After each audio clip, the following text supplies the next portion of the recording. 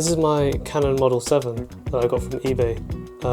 It was imported from Japan, and this is my first rangefinder camera that I got. And I've been using it for about 2 weeks now. I've had 3 rolls of film in it, and I've shot with it in various different scenarios and seeing how it fares up with street photography, landscape photography, things like that. In the intro, you will see some of the sample photos that I took with this camera. Like I said, I have used 3 rolls of film for this.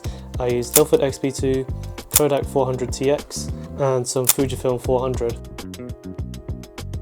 I think the photos came out relatively well actually, given how old this camera is, including the lens as well. And like I said, I got this from eBay and it was imported from Japan. And these cameras are actually very old. These were manufactured back between 1961 to about 1968.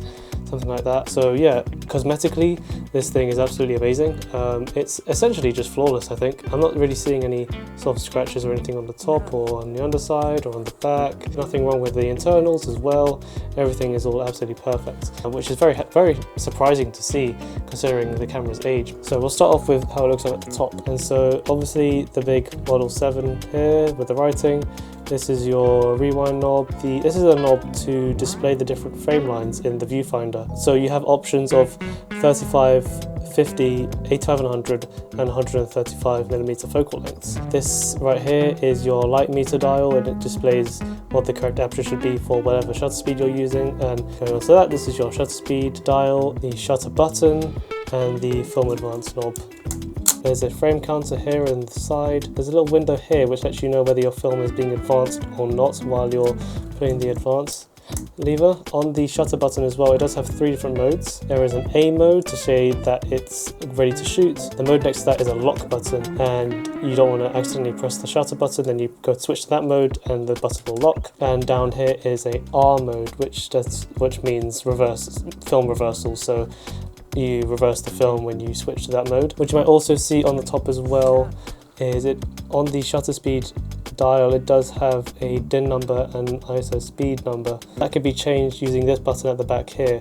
You simply hold the button, and as you turn the dial, the ISO dial underneath the shutter speed dial will move, which lets you choose the correct ISO. If we move to the back side now, obviously you've got the viewfinder window. This little knob here is to change the sensitivity of the light meter itself. So there are 2 modes.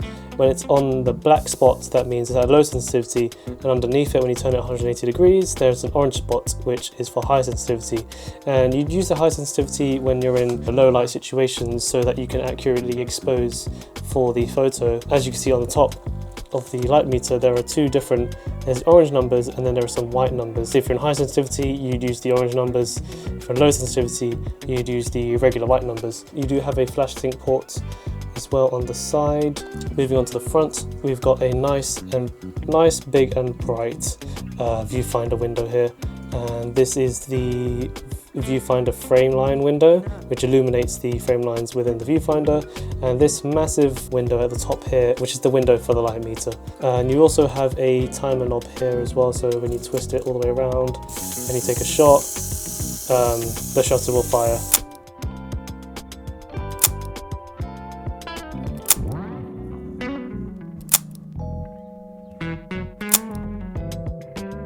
Why did I get a Canon 7? Well, it's budget oriented, and you can see that it very much looks like a Leica camera. They used the same design as the German Leicas back in the day and just implemented it into a much cheaper model for them. And essentially this opened up a lot of opportunities for people who didn't have enough money for Leica cameras, and rangefinders like this were often called things like a poor man's Leica, because people who couldn't afford Leica cameras will often get cameras like this to try and have the same effect. And I have to say, while I'm shooting with it, it does provide the same effect as a Leica camera, just without the little red spot to say that it's a Leica camera. But if you just completely ignore this massive light meter on the top here, it basically shoots exactly the same. This does use Leica thread mount lenses, but you have plenty of support for different lenses for these cameras. There are so many vintage lenses available for the Leica thread mount. The lens that I got here is relatively cheap and it's in absolutely amazing condition. So the lens that I have is this Jupiter 8 50mm f2 lens. However, there's one thing you might have noticed about this camera which might turn you off a little bit from buying something like this, and that's the absence of a hot shoe. But like I said, it does have a flash sync port on the side here, and there is a project on Thingiverse where someone has made a hot shoe mount specifically for the Canon 7, which I actually have with me now. One of my friends printed it out for me.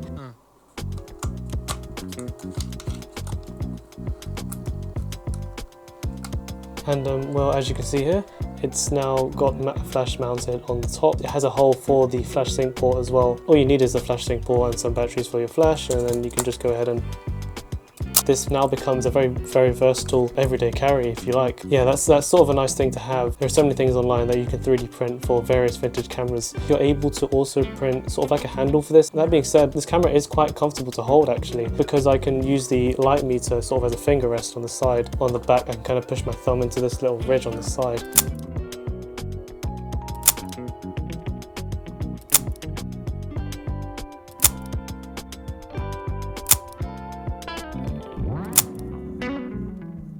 So what's my verdict for this camera? I think that if you sort of want to have something like a rangefinder or a Leica camera, this is a very good alternative for people who aren't really too sure how to properly expose their photos, as the light meter is extremely useful. However, there's just like a few things you might want to sort of just check before you go ahead and buy this. And one of those things are that the light meter sometimes won't work. It might be sort of 2 stops high or 2 stops low or something like that. So do your research beforehand and you might actually find something that's kind of worth your time. Obviously, there are a lot more things to go wrong with a rangefinder than with an SLR camera. I covered that in a different video, but for now, obviously, please do your research before you go ahead and buy a rangefinder style camera, especially one that's this old. If you do buy a rangefinder off eBay or Facebook Marketplace or wherever you might buy one, please make sure that you ask the seller loads of questions so that you know what you're buying.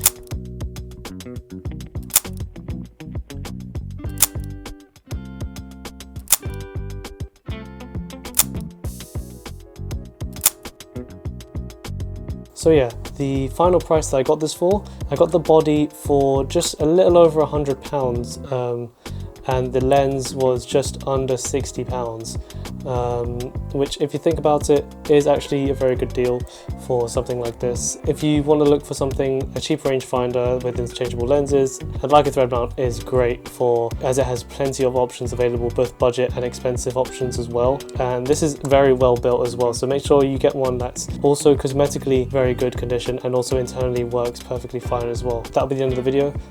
Here are just some of the more photos I took, so I hope you guys have a good day.